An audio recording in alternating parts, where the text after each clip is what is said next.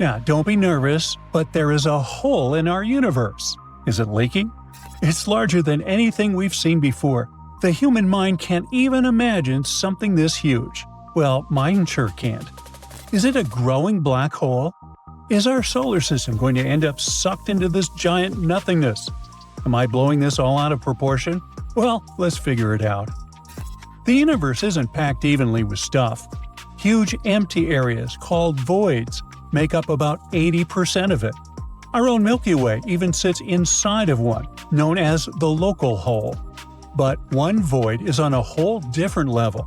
It's called the Behoudy's void, and people often nickname it the Great Nothing. It's a massive, almost empty bubble of space located far away in the Behoudy's constellation. Its sheer size makes this bizarre formation unbelievable. The Behoudy's void stretches a whopping 330 million light-years across. For comparison, our little solar system has a width a bit more than 3 light-years. Yet the Behoudy's void contains very few galaxies. Compared to the rest of the universe, it's basically empty. That makes it one of the largest known voids, and one of the biggest empty spaces we've ever found.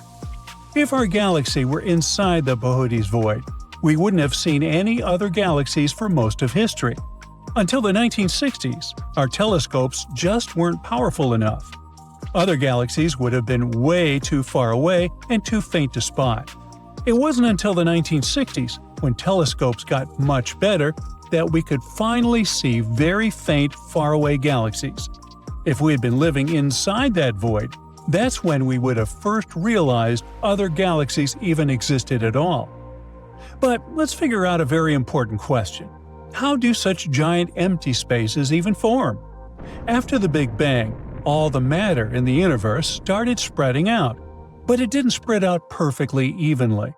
Tiny random differences, called quantum fluctuations, meant some areas had a little more matter than others. The denser areas had stronger gravity, so they pulled in even more matter. Over time, this left other regions almost empty. That's how galaxies clumped together, and how huge voids were created in between.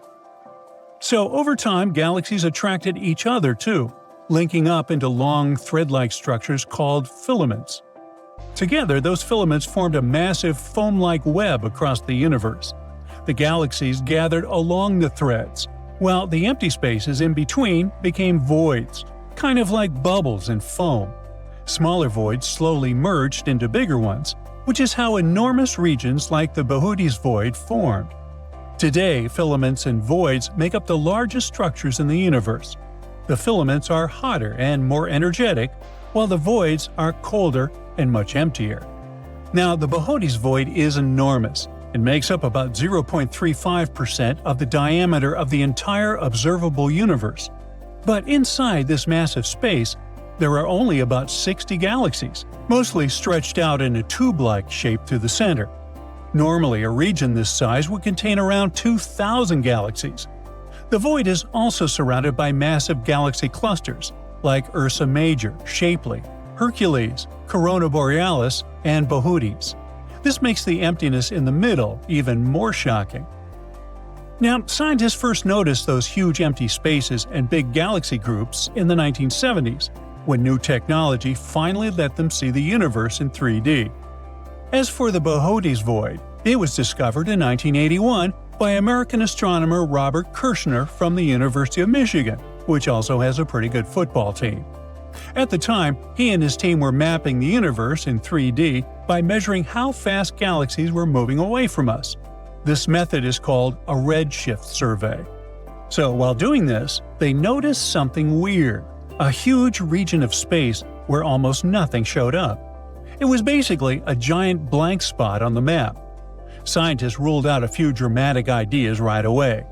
The Behoudy's void isn't a black hole because it does contain a small number of galaxies, just far fewer than expected. It's also not a dark nebula, which is a dense cloud of gas and dust that blocks out light. The Behoudy's void isn't hiding galaxies. There simply aren't that many to begin with. The Behoudy's void helps scientists learn how the universe changes and grows. Because it's so empty, It's a great place to study dark energy. Our universe consists of normal matter, and dark energy. Normal matter is everything you can see with your own eyes or with the help of instruments. It makes up around 5% of the universe. About 27% of the universe is dark matter, and dark energy takes up around 68%. It's a force responsible for the expansion of the universe. We really don't know what dark energy is, so scientists are excited about any chance to study it and learn more about how it works. Voids are also useful for studying neutrinos, tiny particles that can travel throughout space without getting stuck. They're often called ghost particles because they're almost impossible to catch. They fly through space and through us without leaving a mark. Right now, trillions of them are passing through your body and you don't feel a thing. Neutrinos are made in places with lots of energy, like the sun, exploding stars, and nuclear power plants.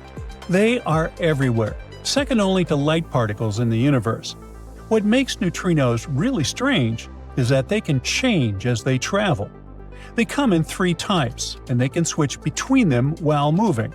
Scientists also don't know how much neutrinos weigh, or which type is the heaviest. Learning more about them could help explain how the universe works. Well, anyway, with time, space missions will look closely at these empty regions.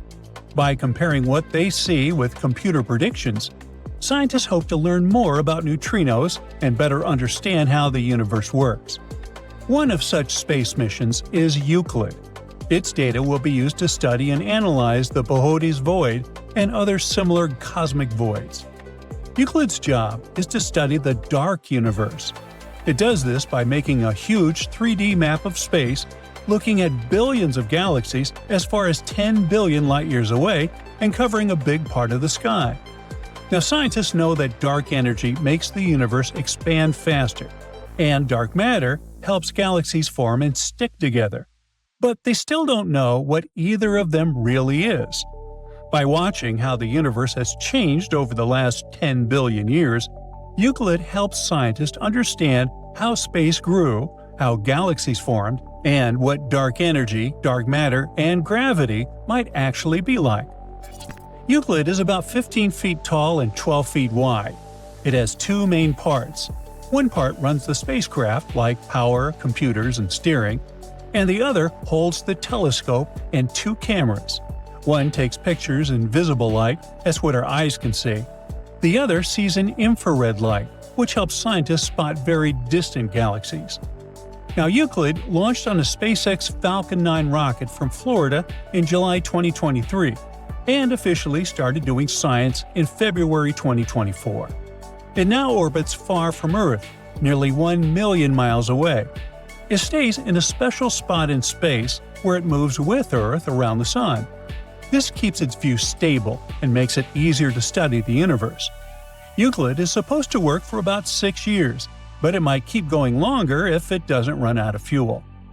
In October 2024, Euclid released the first part of its huge map of the universe.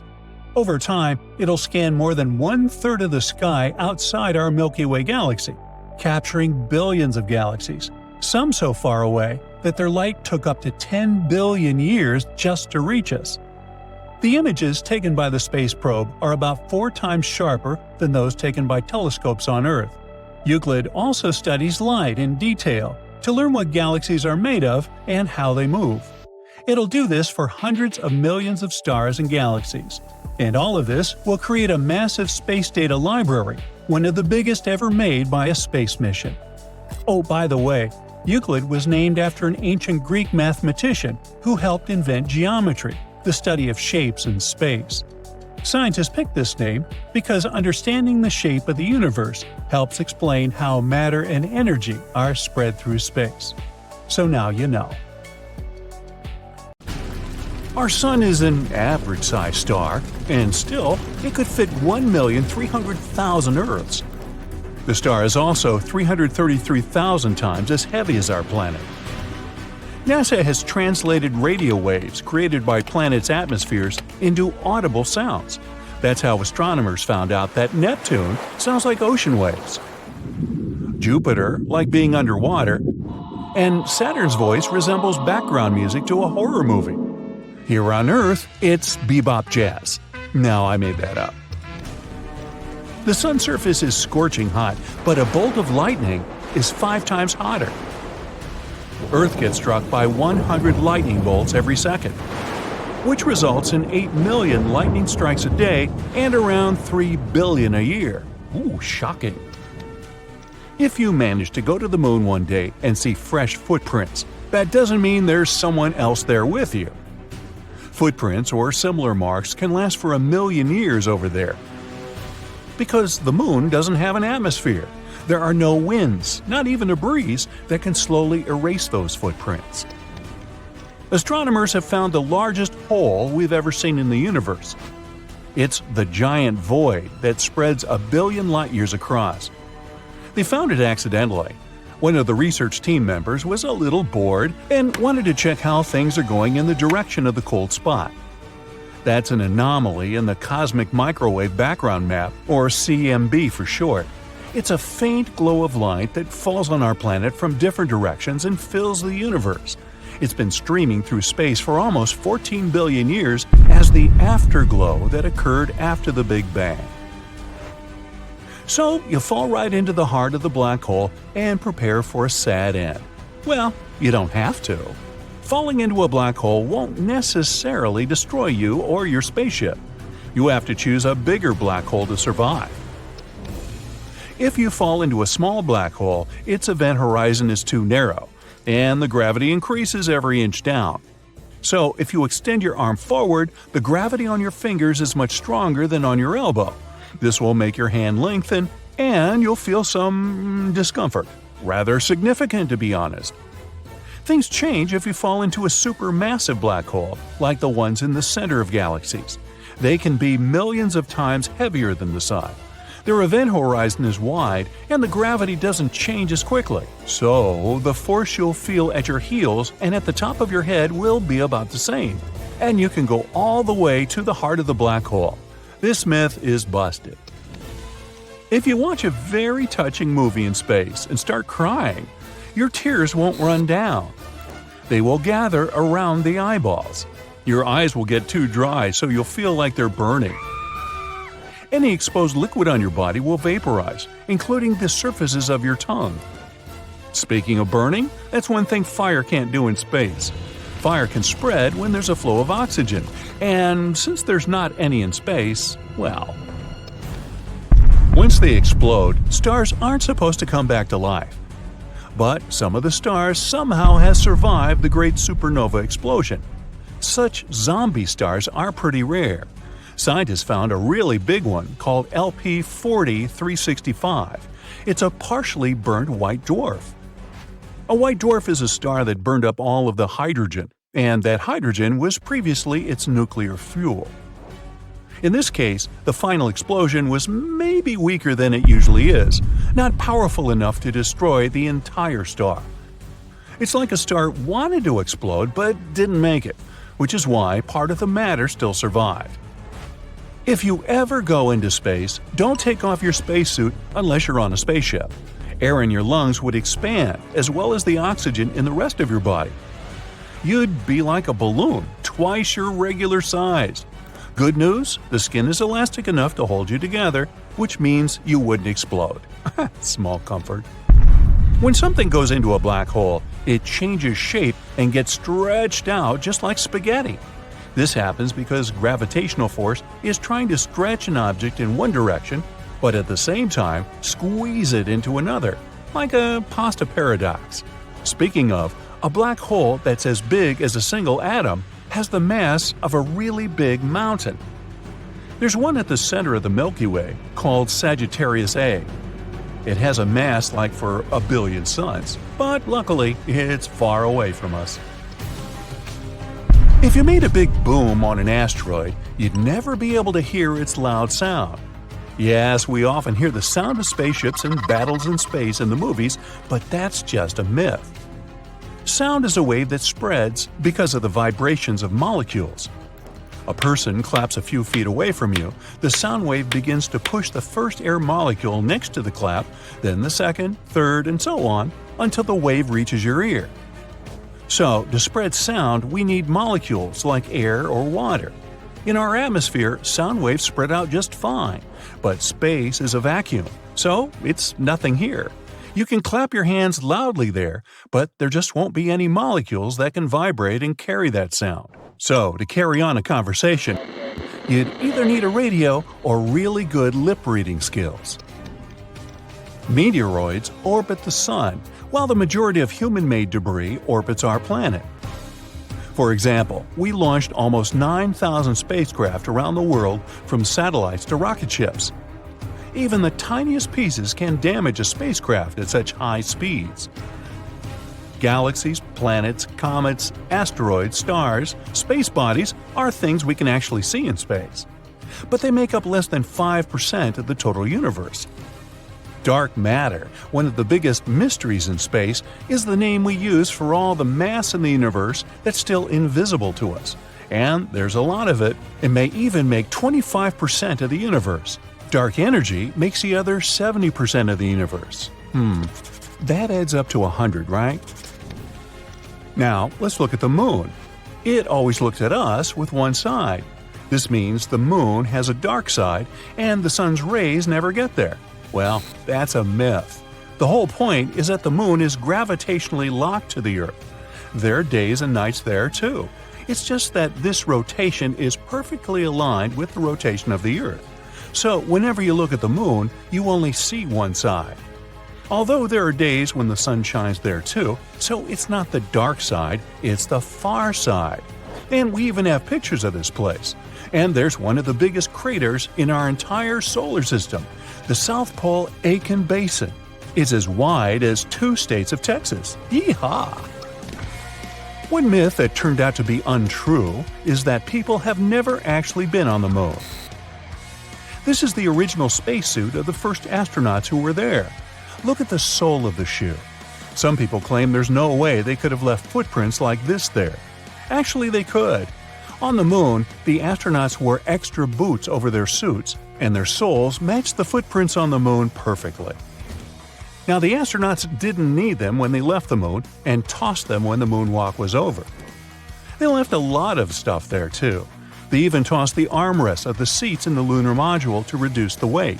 Now, counting all the Apollo lunar missions, the total weight of rubbish on the moon is approximately 187 tons, including several lunar rovers, spacecraft debris, 6 lunar modules, and all the experiments left behind. That's like 3 Boeing 737s. Another myth about the sun is that it's yellow. Let's send you into space for this one. You look out the window and it's white. The sun only appears yellow to us through the filter of our atmosphere. The composition of the air and its thickness just distorts the light of the star. But stars do come in different colors. Cooler stars have bright orange and red colors. These are usually very old stars, older than our sun. But young and very hot stars are bright blue. The sun is about in the middle of this spectrum. Oh, one more myth about asteroids. We need to fly a little farther than Mars's orbit. Whoa, we're in an asteroid belt, and we constantly have to dodge giant rocks and blocks of ice. We got in some dense asteroid clouds. Not true. The fact is that space is huge, and the distances are incredible. All the rocks and debris in the asteroid belt are only 4% of the weight of the moon, so there really aren't that many of them there. To understand the dimension of the emptiness in space, look at the collision of 2 galaxies. There are billions of stars in each of them. If we mix them up, it's unlikely there will be any collisions even here. Black holes tearing apart enormous stars, pulsars spinning at incredible speeds and emitting powerful beams of energy, colorful nebulae with fireworks of newborn stars, galaxies of every possible color and size. All of these are found within our universe, but it's not infinite. It has a boundary, a literal wall, and beyond that, there's an absolute nothingness. Right now, we're going to make a journey to that wall. But first things first, our universe is like a humongous nesting doll. If you open it up, there's a smaller one inside. It's a galaxy. Inside that is an even smaller doll. That's our solar system. and the smallest doll of all is the Earth. Each of these dolls has boundaries that we're going to cross. For that, we'll need a spaceship, and a big one. It also has to be able to move 100 times faster than the speed of light. You get on board and start the engines. 62 miles above sea level is our first boundary. That's 10 times higher than passenger planes fly. This point is called the Kármán line. It separates the atmosphere of the Earth from outer space. Now we fly further to the edge of our solar system. We turn on the hyperdrives and fly past Mars, Jupiter, Saturn, Uranus, and Neptune. We've traveled a distance of 100 astronomical units. 1 AU is the distance from Earth to the Sun. And here's the boundary of our solar system, the heliosphere. Here, the speed of the solar wind decreases rapidly. First, it drops from 620,000 miles per hour to the speed of sound. Then, there's a layer called the heliopause. This is where the wind almost vanishes. And then, our ship experiences a bow wave. This is where we feel the force of the interstellar wind, which collides with the boundary of our solar system. When you pass this boundary, you find yourself in the dark of interstellar space. And here, you can find 2 human-made objects that made this trip for the first time in history. They're Voyager 1 and Voyager 2. Voyager 1 crossed that boundary in 2004. Voyager 2 did it in 2007. These space probes discovered that the heliosphere is not a perfect ball around the sun. Its southern boundary is 10 AUs closer to the star than the northern one. So, we're moving in interstellar space and will soon approach a stone wall around our solar system. 200,000 AUs further, and there it is. This wall of rock is the Oort cloud. In fact, it's a pile of asteroids that surround our world. Scientists speculate that the Oort cloud could be the source of comets and meteorites that fall to Earth, but they're so sparse that we easily fly between them. Now we're in complete darkness. The Milky Way is about 106,000 light-years wide. In a conventional rocket, it would take billions of years to fly across that distance. But you throttle to the max. You masterfully fly past the stars and planets as if on a racetrack. And within minutes, you're at the edge of our galaxy. There's no more interstellar wind. All you see are bright dots somewhere in the distance. These dots are huge galaxies. We need to look at a map to make a route to the edge of our entire universe. You're here, near the Milky Way galaxy. It's part of a cluster of galaxies called the Laniakea supercluster. But even this huge thing is like a little street in a big city. Zooming out, we find Hydra Centaurus supercluster. Thousands of galaxies on the map look like little dots. Maximum zoom out. This is our entire observable universe. We thought it was infinite, but we may have proof that it has a boundary. It's here, 10 billion light-years away from our home. Even if you travel at the speed of light, a trip there would take twice as long as our whole planet has existed. During that time, the sun will either fade away or explode like a supernova, destroying our entire solar system. And if you can live that long and then return home, you will see that our galaxy is there no more. It's long since collided with the Andromeda galaxy and merged into one big cosmic body. Luckily, your ship is able to warp space-time so that this journey will literally take a few seconds. Boom! Congratulations! You've arrived at your destination, the Eridanus supervoid. Some scientists believe this location is the evidence of collisions of our universe with something big enough to leave such a large scar. The Eridanus supervoid is an empty and cold space 1 billion light-years wide. If you think of this void as a cup, it would fit at least 10,000 galaxies, and it appeared after an accident of gigantic proportions.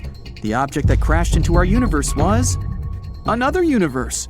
Yes, other universes may actually exist. Imagine that our entire universe is a huge bubble that contains all the clusters of galaxies in the observable universe. There could be an infinite number of such bubbles. They could have been born during the Big Bang. These universes may be different from ours. They may have other galaxies and nebulae. But these bubbles could also be parallel universes. This means that if you chose cereal over oatmeal in the morning, in another universe, your twin would choose the oatmeal. Every choice you ever made in life had completely different consequences in a parallel universe. And because the number of choices are infinite, there's a whole infinity of parallel universes. So, like a regular bubble, our universe has a wall that is near the Eridanus supervoid. Long ago, another bubble flew past ours. As they approached each other, their gravitational fields began to interact. Our boundary wall began to deform and pull toward the other universe. The same thing happened on the other side. Then the walls of our universes came into contact. But as these bubbles moved, their connection began to break, and the other universe just ripped a huge chunk of ours. A cold void was formed at the point of collision, and that was the Eridanus supervoid. The problem is that the universe looks the same to the observer, regardless of point of view. For example, imagine a basketball hanging in the air. Now, if we put an ant on the ball and tell it to find the edge of the ball, it will start running around it, making an infinite number of circles. But the landscape around the ant will not change. All it will see is a rounded horizon. That's because the ball remains the same from any point of view. The same thing happens to us when we try to find the edge of our universe, all because we imagine the world in three-dimensional space, and our view is limited. For example, you see an ordinary square in two-dimensional space, but if you add depth and change the point of view, voila, it's a cube. If we could see the universe in four-dimensional space, a square might be something completely different. But maybe we can leave our home bubble. The key to traveling to another universe might be inside a black hole. A black hole is one of the most mysterious objects in the universe. They're so heavy, they warp not only space, but time as well. It's like putting a heavy boulder on a net. The net will sag, and the closer you get to the boulder, the stronger the curvature is. Once you're in the gravitational field of a black hole, you can't leave it. We still don't know what might actually be in the heart of a black hole. Some scientists speculate that white holes also exist. Theoretically, they should be born along with black holes. Except for the color, they're the exact opposite of black holes. Nothing can come close to a white hole. At the moment, there's no data on such objects, but general relativity theory suggests they do exist. There's also a theory that a black hole may be a passage to another universe. When you get into a black hole, you can come out the other side through the event horizon of the white hole. So you bypass the boundary of the universes and find yourself in a completely different world. But we may have proof that a white hole exists. In 2006, scientists discovered an unusual burst of energy somewhere 1.6 billion light years away from Earth. This burst was unique. It didn't look like a supernova explosion or even the merger of two black holes. Some astronomers believe it was the birth of a white hole. But because it was unstable, it was destroyed almost immediately. This process was reminiscent of the birth of our entire universe, the Big Bang. So, scientists called it the Little Bang. 3, 2, 1, 0. In 1977, NASA sent the Voyager spacecraft to explore the outer parts of the solar system and the space beyond. And at one point, the probes ran into something totally nightmarish: a blazing wall of fire measuring temperatures from 54,000 to 90,000 degrees Fahrenheit. Well, did the probes manage to survive these intense conditions? We'll find out soon. Meanwhile, there are several ways to think about where the solar system ends. One way is to say it ends where the planets stop. Another way is connected to the Oort cloud. That's a giant group of icy objects far beyond the planets, the farthest region of the solar system. It is extremely distant, maybe a quarter to halfway to the nearest star. To understand such huge distances, scientists often use something called the astronomical unit, or AU. 1 AU is the distance between Earth and the Sun. For comparison, Pluto orbits between about 30 to 50 AU from the Sun.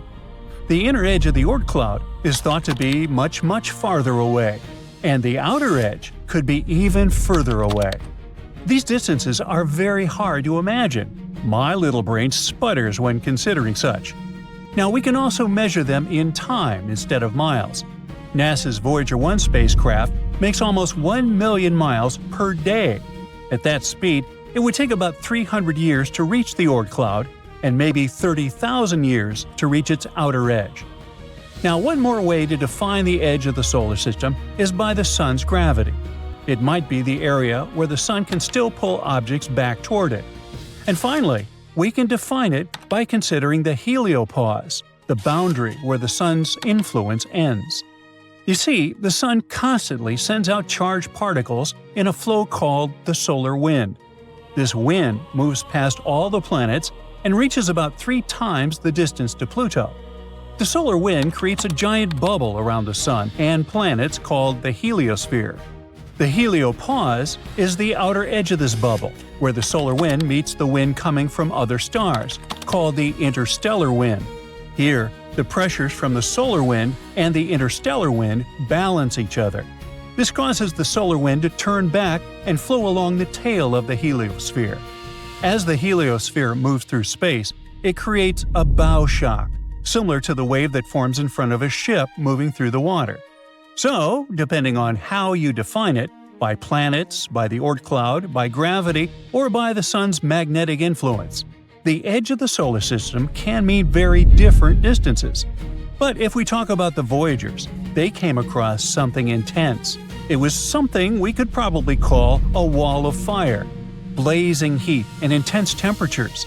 The 2 probes became the first spacecraft to travel beyond the heliosphere and cross the heliopause.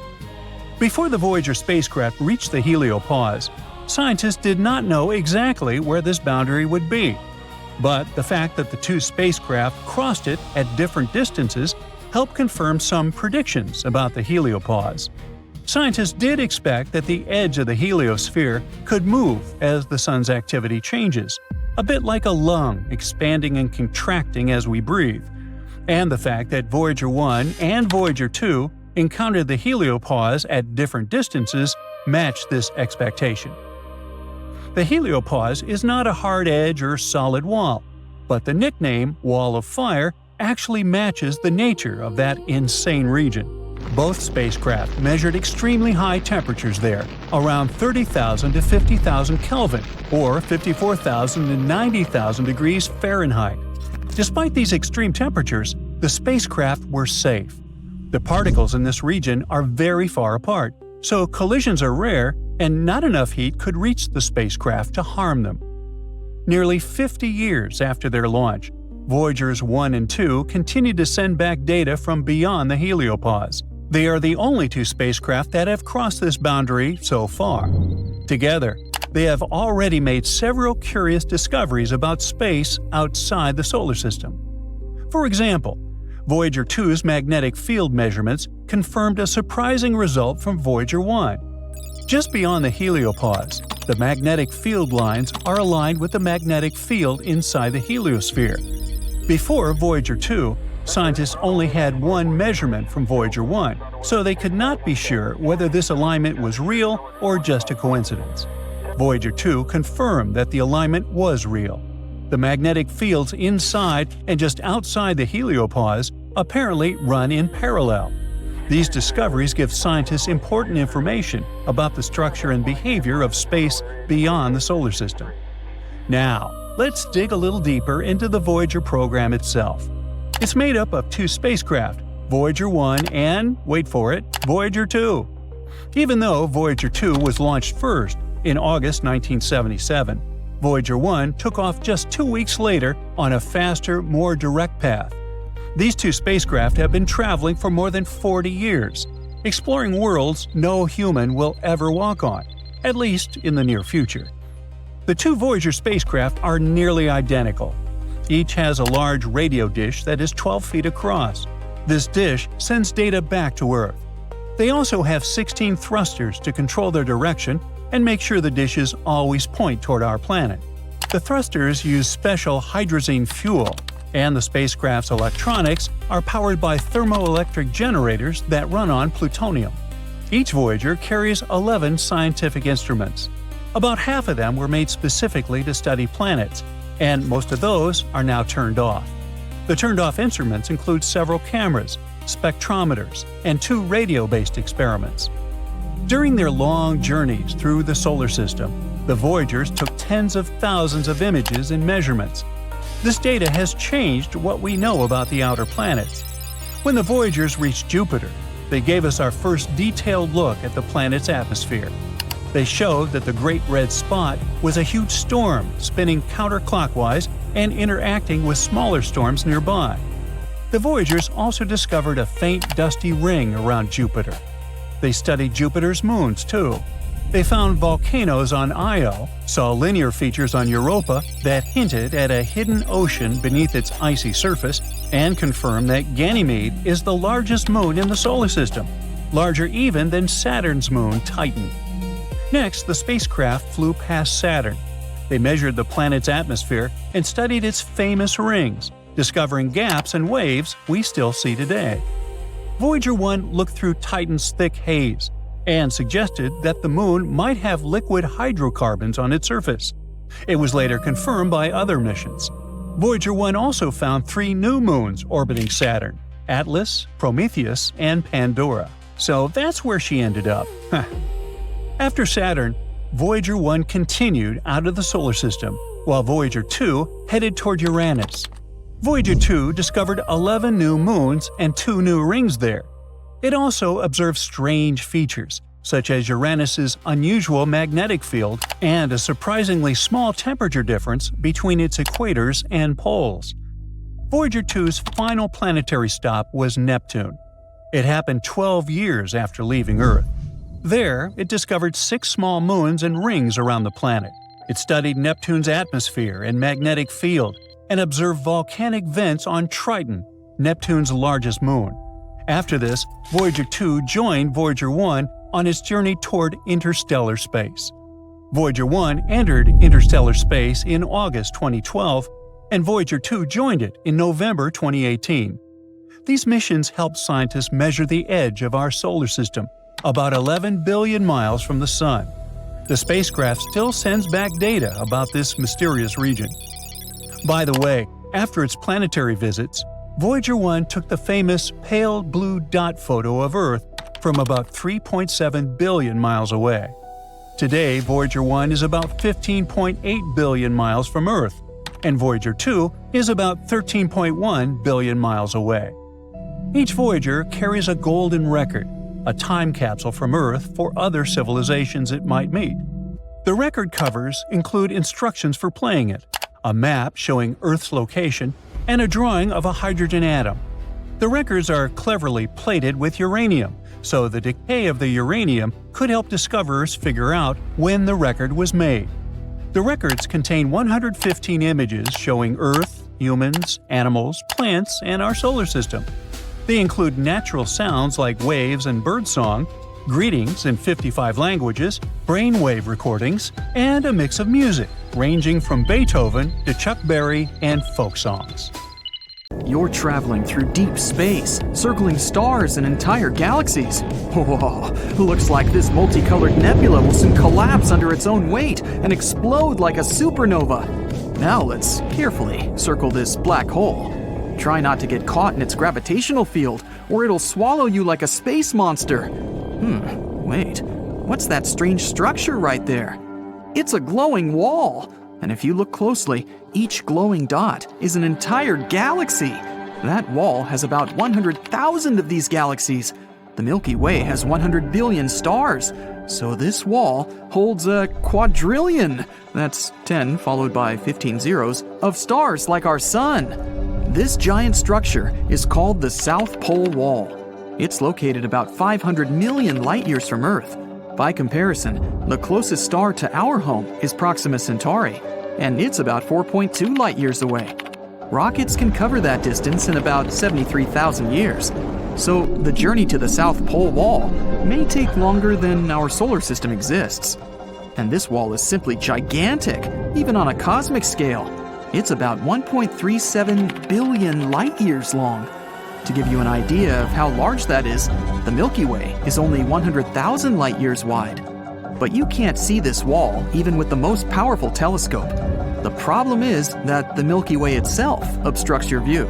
It's so bright that it's hiding this wall. It's like trying to look at the starry sky in a metropolis. The light pollution won't let you do that. Scientists have been able to detect this galactic wall by measuring redshift. We know that all objects in the universe are moving. They spread out from each other as a result of the Big Bang, which happened billions of years ago. And when galaxies move, their light waves change slightly. By measuring this change, we can understand what the object is and how it moves. And this wall isn't even the largest in our universe. This is the Hercules Corona Borealis Great Wall. It's a giant flat superstructure about 10 billion light-years wide. That's around 10% of the entire observable universe. And it's also a wall. That is, a cluster of galaxies. We were able to detect this giant structure by gamma-ray bursts. It's the brightest electromagnetic event in the universe. You could even see it in the far reaches of our universe. Such bursts are a very rare event. In the Milky Way, for example, it happens once every few million years. If we notice many such bursts in a short time from the same place, it means that there are many objects like the Milky Way in that place. So, there are a lot of galaxies out there. Another unusual giant structure in the universe is the huge, large quasar group. It's about 4 billion light-years across. So it takes a photon of light almost as long as our planet has existed just to get from one side of the structure to the other. And if you put the huge, large quasar group on the scale, it would be 6.1 billion times heavier than our Sun. Scientists have found that there are at least 73 quasars in that structure. These are some of the most unusual objects in the universe. They are the active cores of galaxies. At the center of a quasar is a supermassive black hole. This giant eats up the matter around it. A wild force of gravity twists the matter around the black hole, forming a disk. And this disk is the source of the strongest radiation out there. By comparison, the radiation from a single quasar is tens or hundreds of times stronger than that of all the stars in our galaxy put together. Because of such strong radiation, we can detect quasars even at very long distances. That's why they're also called beacons of the universe. Scientists use quasars to study the universe and the movement within it. One of the most distant quasars from us is about 13.1 billion light-years away. This makes it one of the oldest objects in the universe. It appeared about 690 million years after the Big Bang, and it's almost 3 times older than our solar system. It's still glowing with extreme brightness, about 4 and 14 zeros times brighter than the Sun. Scientists explain that at the center of the giant is a supermassive black hole, 800 million times heavier than the Sun. All these giant structures are just building blocks of our universe. Look, this is our solar system. Now, zoom out a little, and this is where our home star is in the Milky Way galaxy. Zoom out again. Here's a local group of galaxies. All the bright spots here are galaxies. Here's Andromeda, and here's the Triangulum galaxy, plus a few dozen other slightly smaller galaxies. They're all gravitationally connected. The size of this structure is about 10 million light-years. That's 100 times the width of our galaxy. Zoom out, please. This one is the Virgo supercluster. It's 20 times larger than the local group. There are about 30,000 different galaxies, and the mass of the whole thing is about 1 in 15 zeros solar masses. Zoom out again. Laniakea. This structure is almost 3 times larger. It includes the Virgo supercluster and other smaller clusters. And there are about 100,000 galaxies here. It's not over yet. Zoom out one more time. Here's the Pisces-Cetus supercluster complex. This giant galactic structure contains about 60 clusters of galaxies. So there are more galaxies in it than grains of sand in the desert. You know what to do. Zoom out! Phew! This is the observable universe. There are over 500 billion galaxies. And the stars? Well, there are about 1 billion trillion stars. The observable universe has its own structure.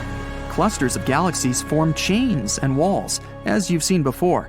But these strands are separated by huge regions of absolute emptiness. These areas are called voids. In these places, there is no matter at all.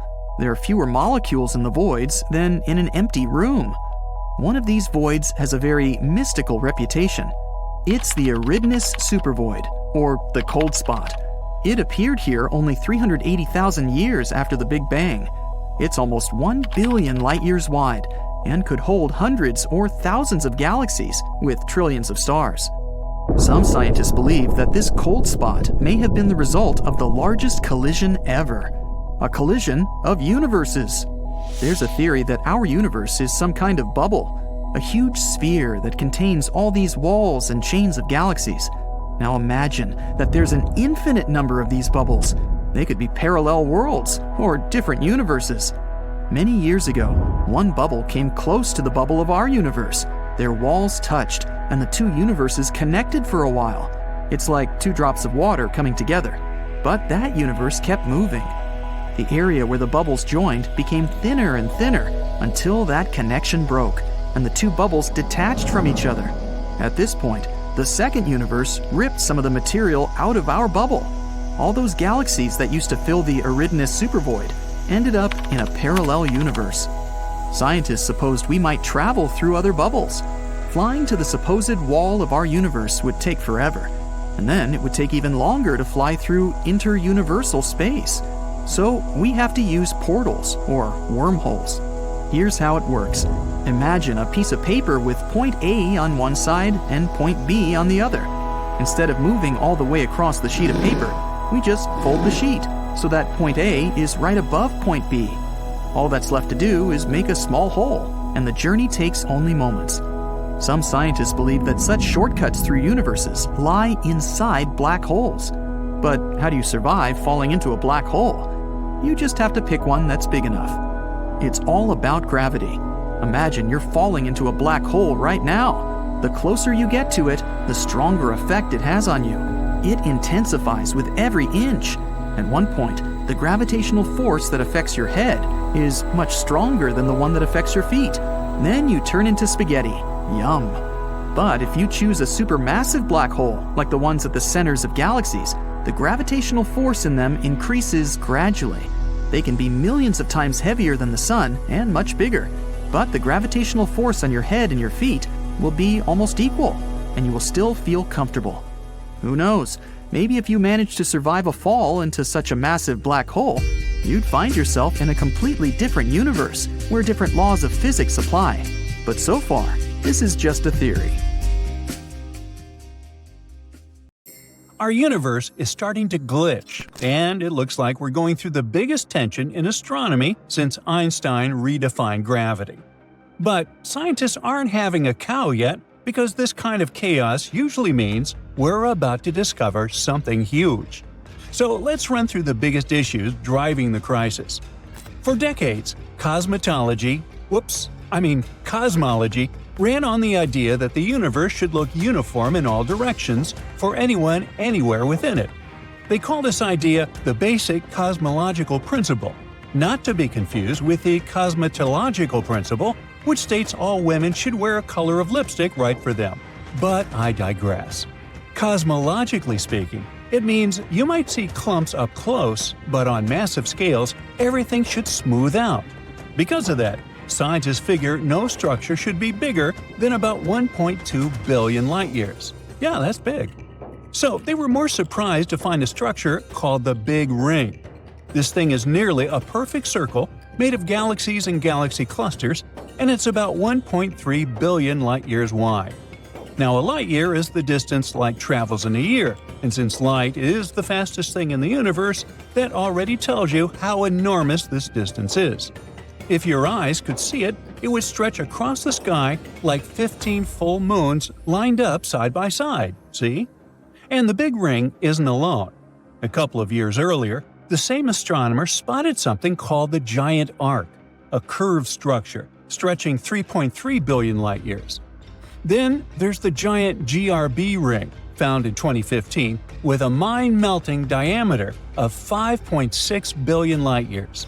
The Big Ring and the Giant Arc show up in the same part of the sky at about the same distance from Earth. So there's a real chance they're actually parts of an even bigger structure hiding in plain sight.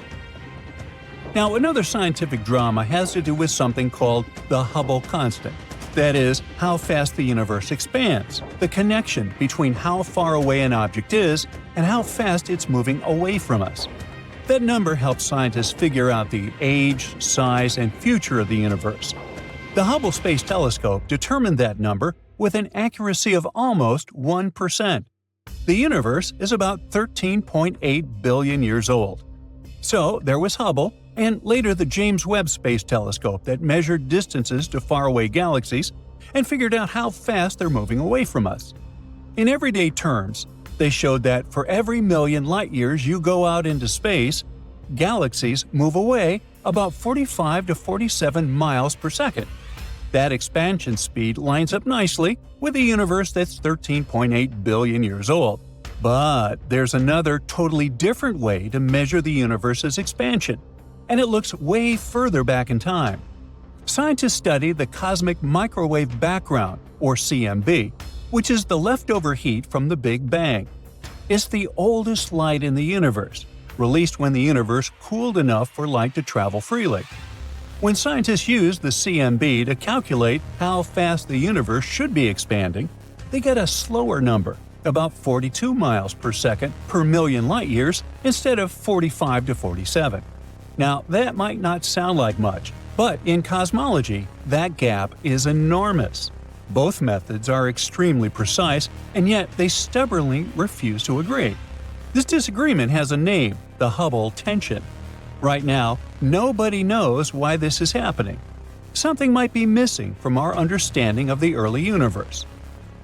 Now, just when astronomers thought it couldn't get stranger, the James Webb Space Telescope kicked the door down.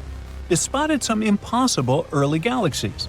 These galaxies show up just 500 to 800 million years after the Big Bang. According to everything we thought we knew, galaxies at that age should look messy, small, and half-finished. But instead, Webb keeps spotting galaxies that look like they've had billions of years to grow up. They already show organized shapes like disks and bulges, basically the same structures you see in modern galaxies like the Milky Way. Features like that should take several billion years to form, not a few hundred million. It's like meeting a teenager who somehow has the wisdom of an 80-year-old. Now, in some cases, smaller galaxies seem to pack more mass than bigger ones, which also completely flips our expectations. Even cooler, some of those early galaxies contain heavy elements like oxygen and carbon. Stars make those elements, but stars need time to cook them up through nuclear fusion. Seeing heavy elements like that early is like finding baked bread before anyone invented ovens. Either the universe evolved way faster than we thought, or our timeline is missing entire chapters. Another weird headache in cosmology is all about lithium. Yep, the same element in phone batteries. According to the Big Bang idea, the early universe was insanely hot and dense, hot enough to smash particles together and create a tiny amount of lithium. Not much, but enough that we should still see about 5 lithium atoms for every 10 billion hydrogen atoms floating around today. Astronomers can actually check this by looking at stars. They use a trick called spectroscopy, which means splitting starlight into colors to see what elements are inside. Now, to estimate a star's age, they look at iron. Iron only forms in supernova explosions, so stars with very little iron are super old, born when the universe was still young. But here's the problem. Those ancient low-iron stars barely have any lithium. Not just a little less, sometimes less than 1/20th of what the Big Bang predicts. And the older the star, the worse the mismatch gets. Scientists call this mess the lithium problem, and it's been haunting cosmology for decades. Some researchers tried to explain it by saying stars somehow destroy lithium internally. But every version of that idea crashes into other observations. Instead of getting better, the problem keeps getting worse.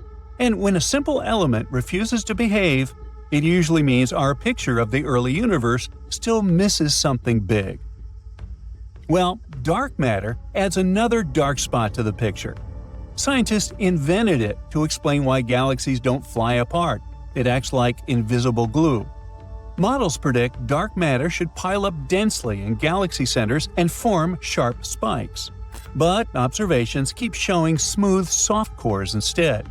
It's like expecting a mountain peak and finding a gently rolling hill. That mismatch shows that dark matter isn't behaving the way scientists assumed at all. Some of them even suggest dark matter might feel a fifth force, something beyond gravity, electromagnetism, and other known forces. That idea sounds wild, but it neatly explains why dark matter spreads differently than predicted. If it turns out to be true, it would change how we perceive the way galaxies form, how they evolve, and how the universe structures itself on every scale. And finally, there's dark energy that has confused scientists ever since they stumbled on it about 25 years ago. It makes up most of the universe, and we still don't know what it is. The default idea said dark energy stays constant, like a built-in pressure of empty space itself. Some theories linked it to quantum fluctuations, which are tiny particles popping in and out of existence in empty space. But when scientists calculated how strong that effect should be, they got a value trillions upon trillions of times too big. So clearly, something didn't add up. Now, a massive project shows that dark energy might not be constant after all. Instead, it might have peaked about 4.5 billion years ago and slowly weakened since then. If that's true, dark energy changes over time. Why does this matter? Because dark energy controls the universe's future. If it stays strong, the universe keeps expanding faster and faster until galaxies drift so far away we can't see them anymore, a scenario called the Big Freeze. If dark energy weakens enough, gravity might slowly fight back, expansion would slow, and galaxies that are currently disappearing could drift back into view. All these problems share something unsettling. They're systematic. They repeat across instruments, methods, and research teams. Random errors don't behave this consistently. The universe keeps giving conflicting answers, no matter how carefully scientists ask the questions.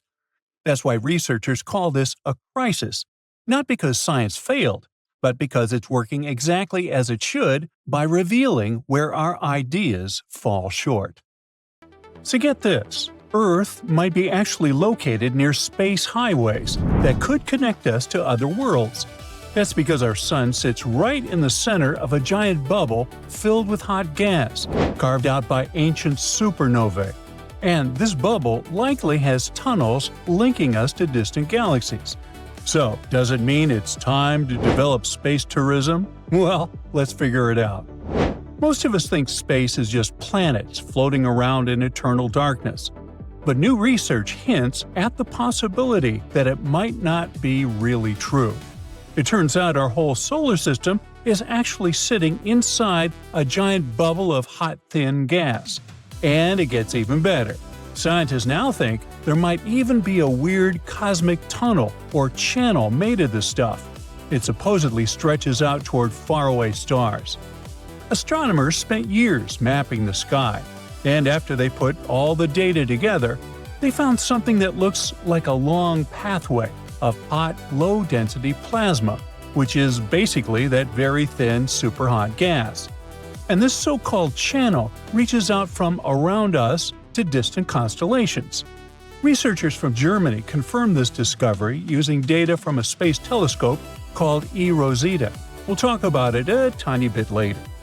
Now, interestingly, scientists discovered that our solar system sits inside something called the local hot bubble a long time ago. This bubble is actually a huge area, about 1,000 light-years wide. It was created when several stars exploded in giant supernovas millions of years ago. Those explosions heated up the gas around them and basically carved out this bubble of hot, low-density space. And their shock waves created weak points in the bubble around us, eventually forming interstellar tunnels. That cosmic event was so huge that the leftover hot plasma is still floating around us today. Now, to understand this bubble better, scientists used eRosetta, which is an X-ray telescope. It scans the sky looking for soft X-ray light. That's a kind of light we can't see with our eyes.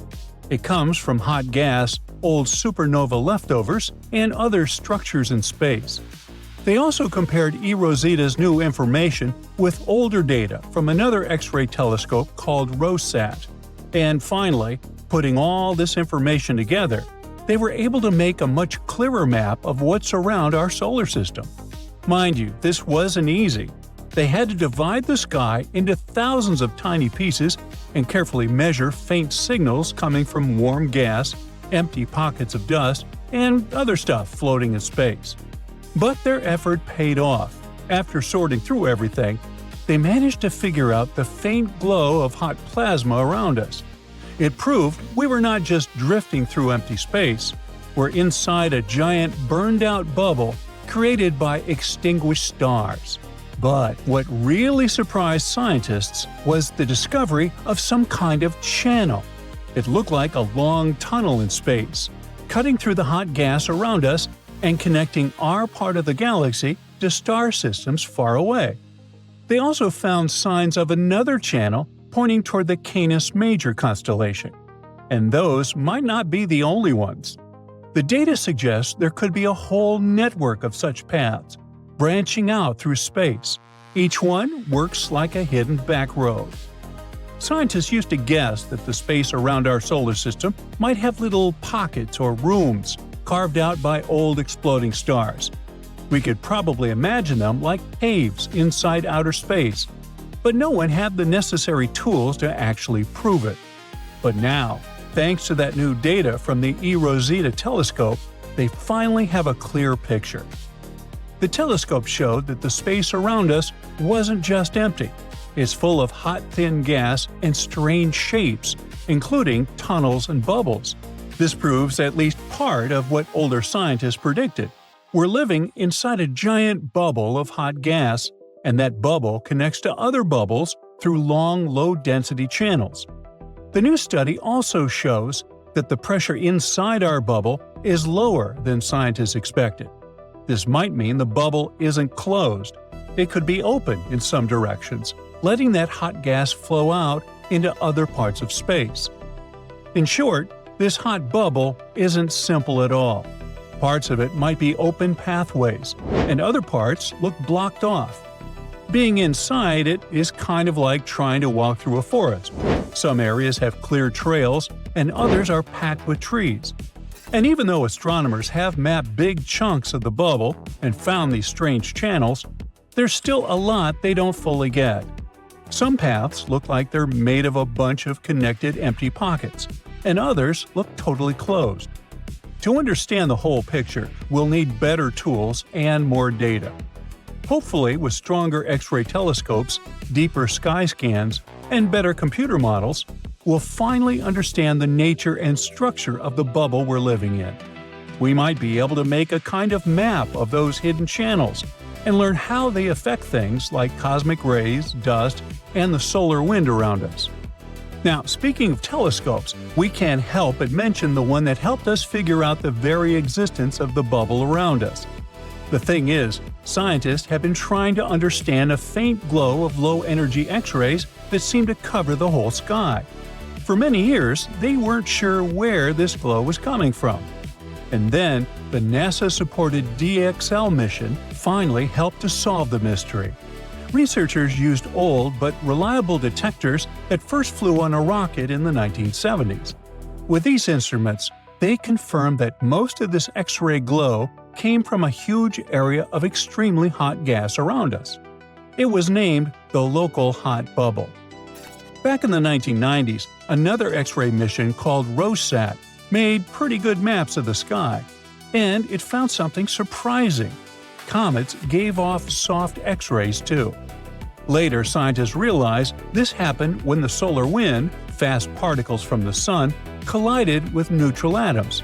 This process, called charge exchange, can happen almost anywhere in space.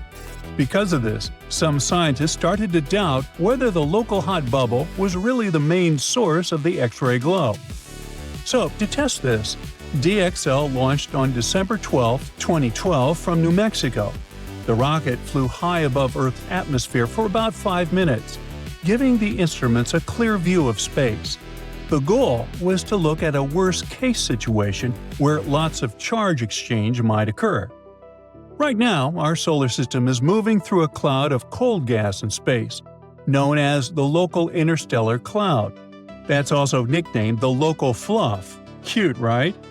Neutral hydrogen and helium atoms from this cloud move through our solar system at very high speeds. Hydrogen gets affected easily by different forces, but helium mostly follows the pull of the sun's gravity. Because of this, the helium forms a focusing cone, a region with extra helium that Earth passes through every December. This cone is the perfect place to look for charge exchange, since it holds more neutral atoms than usual. But what happens during charge exchange? The solar wind comes from the sun's corona, the star's superhot outer layer. The particles in the solar wind have lost many of their electrons. When one of these particles hits a neutral atom, it can steal one of the atom's electrons. The stolen electron briefly gives off a soft X-ray. This is how the glow is created. Now, to compare things, the researchers also looked at old ROSAT data from 1990, taken in a direction away from the helium cone, where charge exchange should be weak. By putting everything together, the scientists found that only about 40% of the soft X-rays come from inside our solar system. The rest, the majority, comes from the local hot bubble.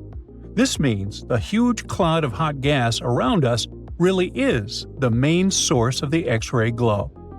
But let's get back to the discovery of the space intergalactic tunnel. It's a valuable lesson for us that space might look calm and empty when we look up, but that's not true. Space around us actually contains dust, plasma, radiation, magnetic fields, and mysterious tunnels. All of these things mix and swirl together, making space much more complicated than a simple vacuum.